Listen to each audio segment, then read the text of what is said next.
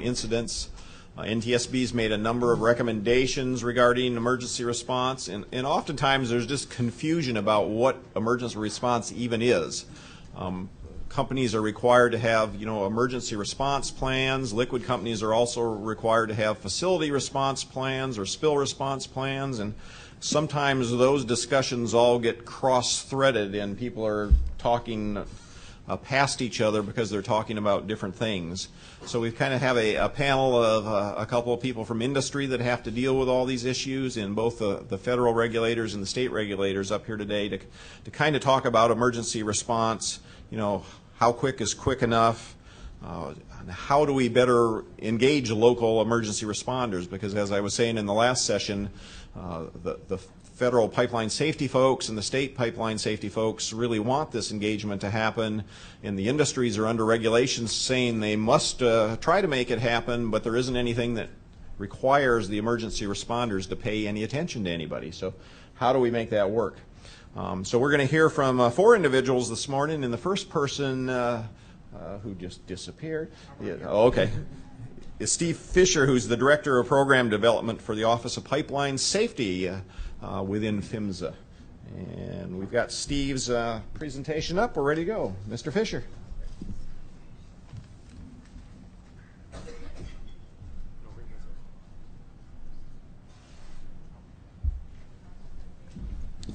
Well, thank you, Carl. I will try to be able to read my slides here, and I have to look over my shoulder too much during my presentation. I want to thank the Trust for having me in today to talk with you about PHMSA's efforts to address some of the concerns regarding emergency responders' abilities to plan for and respond to pipeline incidents in their communities. And so what I'm planning to focus on today is a discussion about some of the efforts underway at PHMSA, working with our stakeholders to try to make improvements in how all of this works. So as Carl said, I'm Steve Fischer. I'm the Director of Program Development for the PHMSA Office of Pipeline Safety. And I thought before I got into sort of the meat of my presentation, I would talk a little bit about what program development does. And so these are some of the primary areas that we focus on. They include, a big part of it is damage prevention. That includes a lot of efforts this past year on 811 awareness. We developed radio and TV PSAs. We did a major push back in August to do radio PSAs across the U.S. We got a lot of media impressions from that effort, and we're very pleased with that. So a lot of effort in education and awareness.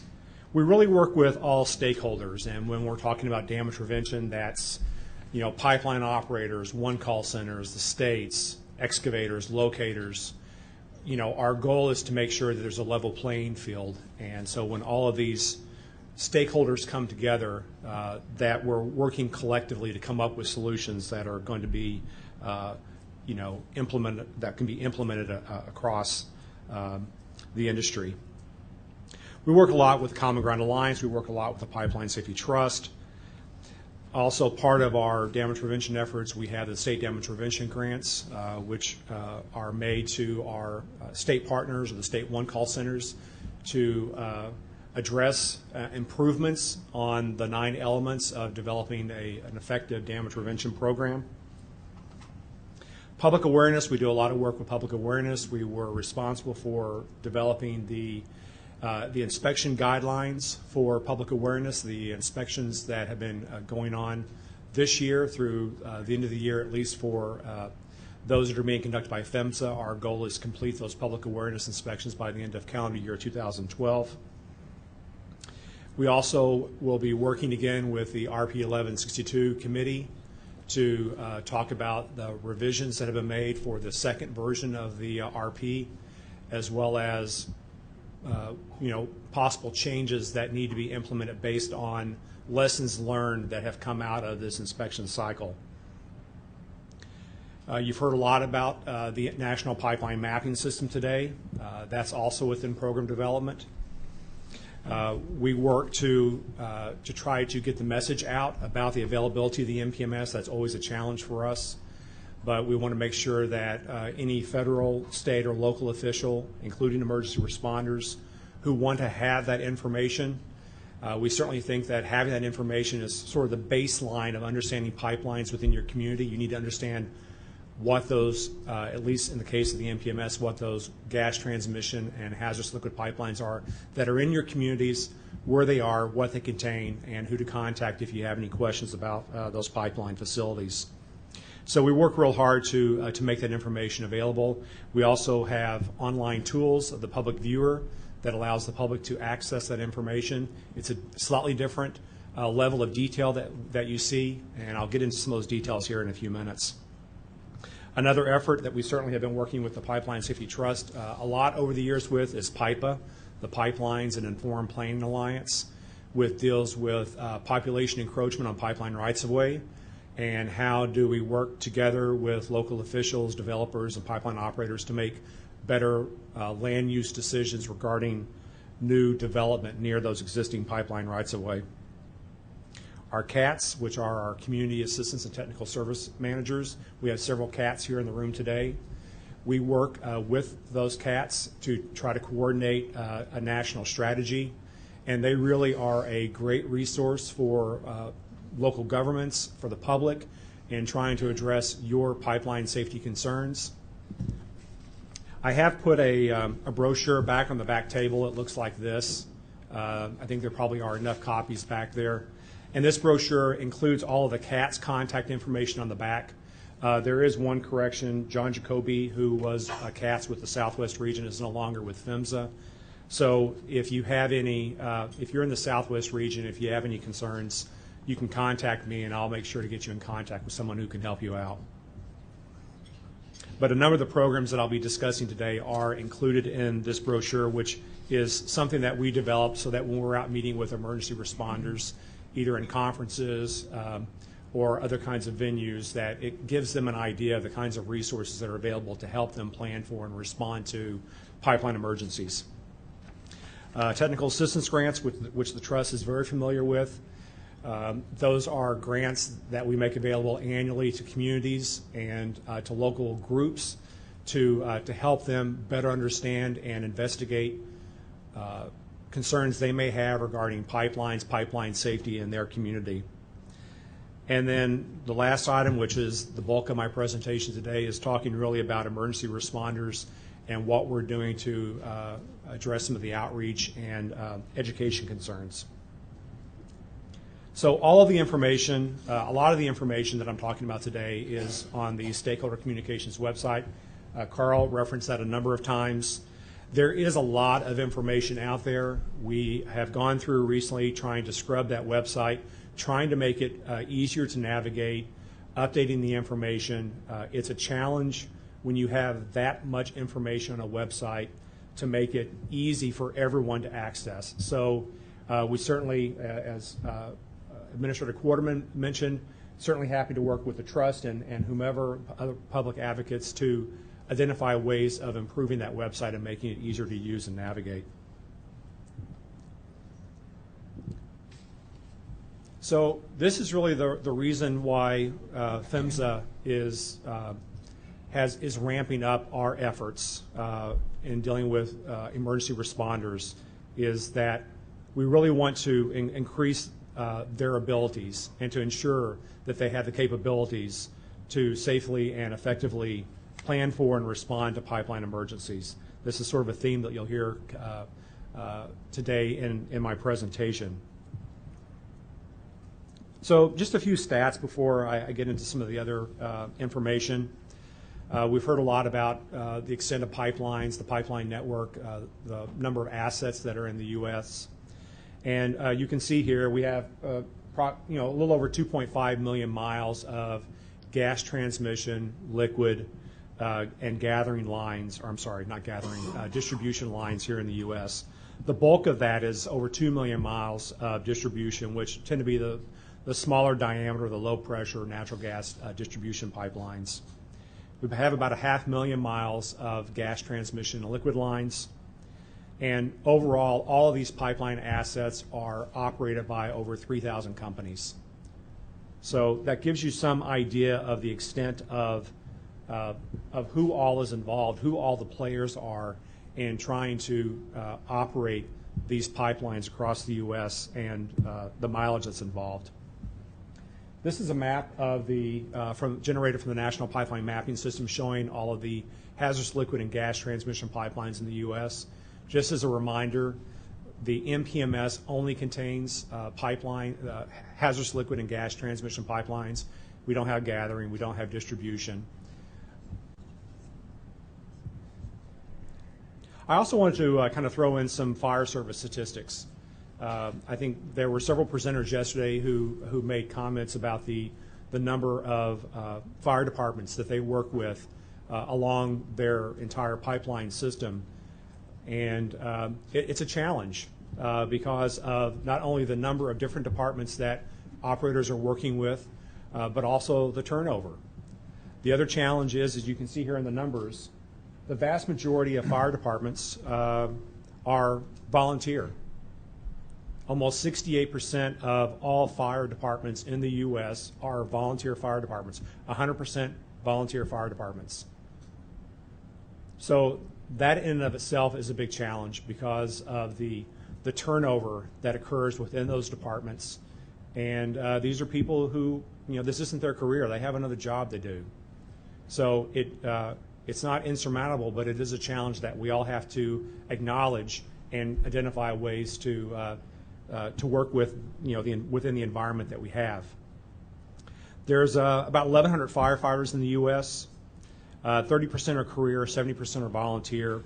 It's interesting, 95% of the volunteer fire departments are in communities of less than 25,000 people. And a full 50% of that number are in communities with less than 5,000 people. I'm sorry, 2,500 people. And then 73% of the career departments are in communities with more than 25,000. So we have a large number of pipelines, we have a large number of pipeline operators, and we have a large number of fire departments across the U.S. And so looking nationally at strategies that will work within that scenario are some of the issues that we're facing in moving forward. There's also been a number of discussions and several of the presentations about generally when you're talking about gas transmission, hazardous liquid pipelines, you're talking about low frequency, high consequence events. Fire departments probably across the U.S. respond on a daily basis to small gas incidents, but these generally are on the small diameter, low pressure distribution lines in cities and towns across the U.S. So the major concern is on these larger pipelines and wanting to ensure that local emergency responders have the information and knowledge they need in order to respond to these low frequency, high consequence events. And because of that situation, and given all of the other responsibilities that emergency responders have on their plates, all the other training requirements they have, and all of the other work that they're involved with, all of the daily issues that really are overall higher risks to them and what they have to respond to, trying to get local emergency responders to focus and be interested in events associated with the large diameter gas transmission and hazardous liquid pipelines is a challenge because of all the other priorities they're dealing with. So what's PHMSA doing? Well, as you probably already know, there are federal regulations that describe what pipeline operators are required to do regarding their liaison relationships with local emergency responders and fire departments. There's also a lot of requirements in the public awareness regulations that detail what pipeline operators are required to do in reaching out and working with those fire departments in which their pipelines pass through those communities. I just wanted to add here that we will be doing a public awareness workshop. It hasn't been scheduled yet, but we're looking at probably February or March of next year. And the purpose of that workshop will be to get all the stakeholders together, bring in the public, and let's talk about what's worked well and what's not working well regarding public awareness. By this time, we will have completed our inspections, our PHMSA inspections. We will have analyzed the data, and we'll be in a good position then to say, you know, what are the strengths and weaknesses of the current 1162 that's incorporated by reference into the regulations, what's in the second revision of that RP, and you know what areas are addressed, what weaknesses are addressed in that new RP, and what areas are not. So that will be an interesting discussion. The other part of that meeting that we'll be talking about the state exemptions regarding one call, participating in one call. That's another hot issue right now that we're working with, but it's sort of a side discussion. But so I just wanted to give you a heads up that we are looking to try to plan something for next February, March, primarily on public awareness.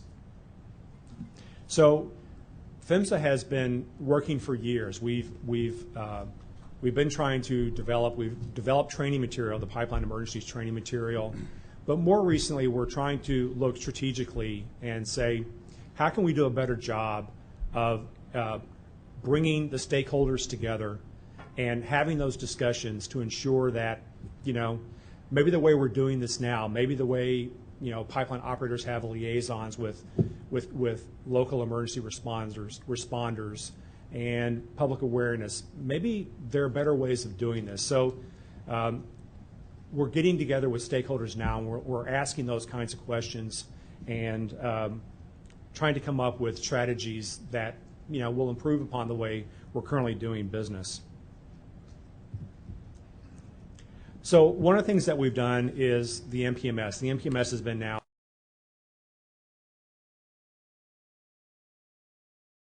some of the information that's available.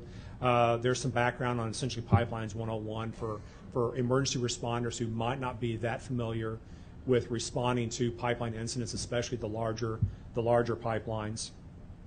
Includes a lot of information as far as fundamentals of response and then consideration for establishing protective action distances. So all of this information is in the ERG. The URL is here at the bottom. Like I said, there's when you go to this website, there is a video on there that was recorded by our Deputy Administrator Tim Butters that will walk you through the ERG and what it's about. It's a great video. And then there's also a link then that will allow you to view the ERG online. One of the other programs that has a direct impact on emergency responders' ability to plan for an emergency is PIPA. PIPA is the Pipelines and Informed Planning Alliance. And even though a lot of people look at PIPA and they look at the recommended practices that were developed, and it is a little overwhelming because of just the amount of information that is contained in that document and those recommended practices. But when you kind of boil it up to a high level, it's pretty fundamental. And it's essentially about, it's an effort to get, to improve, actually to initialize and improve communication between local developers, local decision makers who are responsible for making decisions about development, whether they're planners or people who are issuing permits, building permits, and then pipeline operators. To get these people talking about new development that's being planned, if it's being planned adjacent to a pipeline right-of-way, are there things that can be done to minimize the risk, both of the people who may live or work in that new development, or minimize risks to that pipeline, for example, during construction. And so this all of PIPA came about because of our one of our previous reauthorizations in which Congress asked us to look at and study population encroachment on pipeline rights-of-way, which is an issue across the entire country.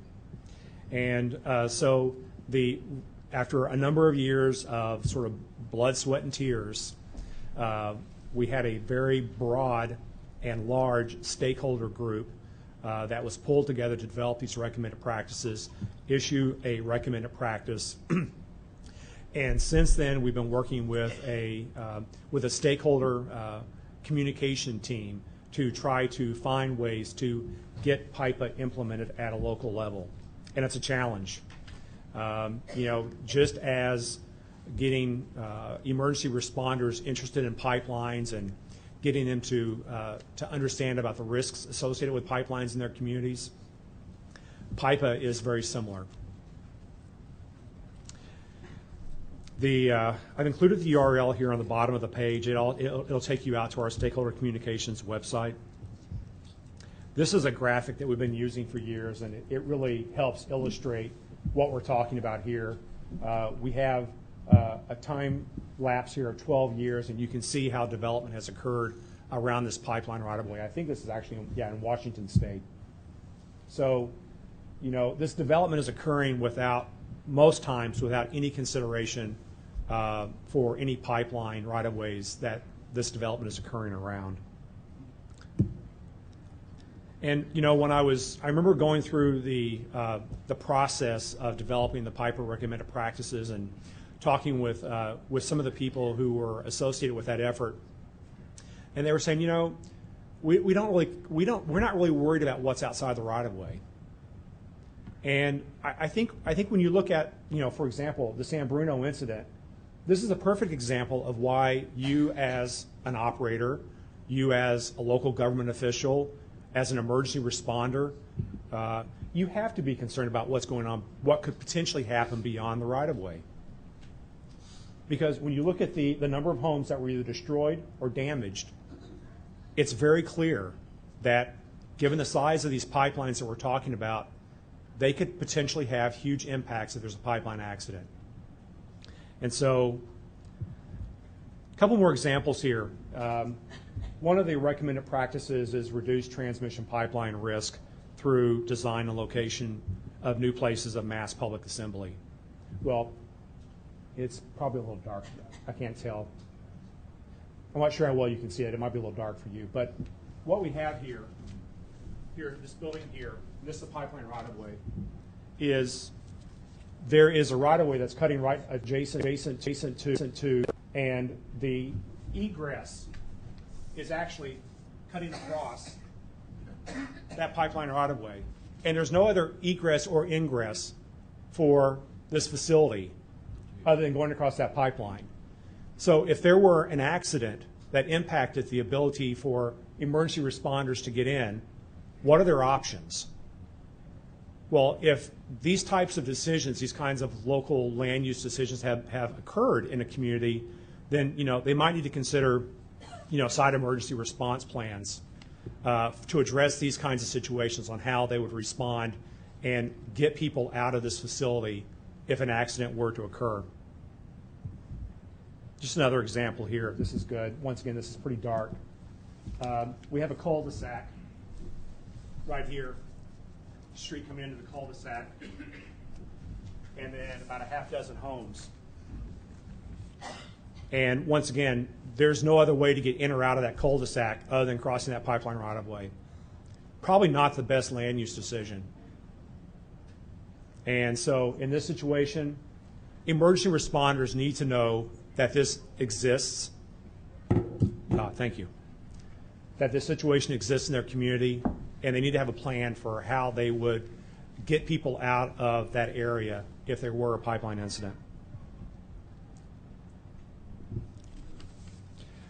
PHMSA, we've had training material that's been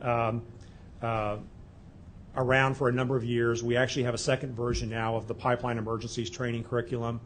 It's available online, and it really provides an in-depth overview for local or for emergency responders on how to respond to pipeline emergencies. Because even though they're used to dealing with hazmat and releases of hazmat and possibly ignition, they generally probably don't have the expertise in the background to respond to that situation when you're dealing with a pipeline. So the information is available in a number of different applications, and it also includes training instructor's guide and a number of scenarios as well.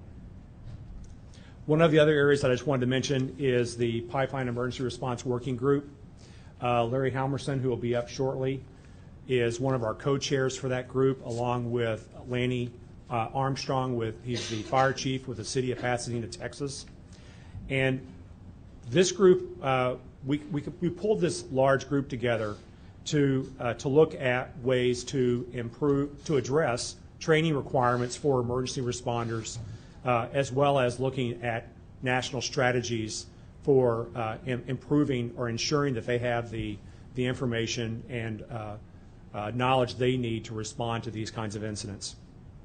So we brought in a large number of people who really are SMEs in the industry when it comes to fire service, as well as pipeline operators from all the different types of pipeline systems in the U.S. And we specifically asked for operators to be on this and not, for example, people from the trade association, because we wanted to really have those people who are working with the local emergency responders and trying to address some of these issues themselves directly. So we've got a great group of people, and really we're in the early stages of identifying, what the purpose of the group is, ultimately what all the goals are, and exactly what that group is going to be working with. But they will be looking at national training standards, national fire curriculum requirements, as well as we'll be looking to pull together sort of a resource guide that can be provided and used by local emergency responders to help them understand exactly what information is available to them for planning for and responding to an accident. One other thing that I wanted to also bring up that's related to this is we have an initiative going on in our southern region down in Atlanta, and Larry is also involved with this group. And what they're doing is it's along similar lines that we're doing with this larger group, except they're looking specifically in Georgia and saying, how can we improve this process? How can we improve information sharing? How can we improve the process so that, the process so that the emergency responders that are going through the state training center get the level of information and the level of training that they need in order to do their jobs. And also identifying who needs to be trained. Does it need to be the entire fire department? Or are there specific people within that local fire department that need the training? So that group is looking to that. I think the results of that will be good, because I think it will provide sort of a template that we might be able to use in looking at other states across the U.S. and trying to implement similar kinds of strategies to make improvements. Because when it comes to emergency responder and fire training, it really is at the state level. It's not at the national level. There are a lot of things that occur through the U.S. Fire Academy, and we are working directly with them. But when it comes to implementation, really, it's at the state and local level. And so I think ultimately that's where a lot of what we're doing at the national level will help drive. My last slide is I just want to mention quickly, we do have a study that's being done by the Transportation Research Board, and it is specifically looking at ways, it's how operators and emergency responders communicate. And the guidelines that will come out of this study will be talking about how can that communication be more effective and efficient, and what kinds of information do local emergency responders need to know from pipeline operators to do their job. So it'll be interesting to see the results of that study. If you're interested, there is at the bottom, I have the URL that you can use to go directly to that TRB website and read more about that project. So that concludes my presentation. I have a couple of additional URLs here. One is the page that on stakeholder communications that's specifically for emergency response officials, where they can learn more information about pipelines. And the last one is the pipeline forum that we sponsored at the end of last year. There's a lot of great information out there on the final report that was issued from that forum. It's available as well online, and this is the URL for that. So, thank you.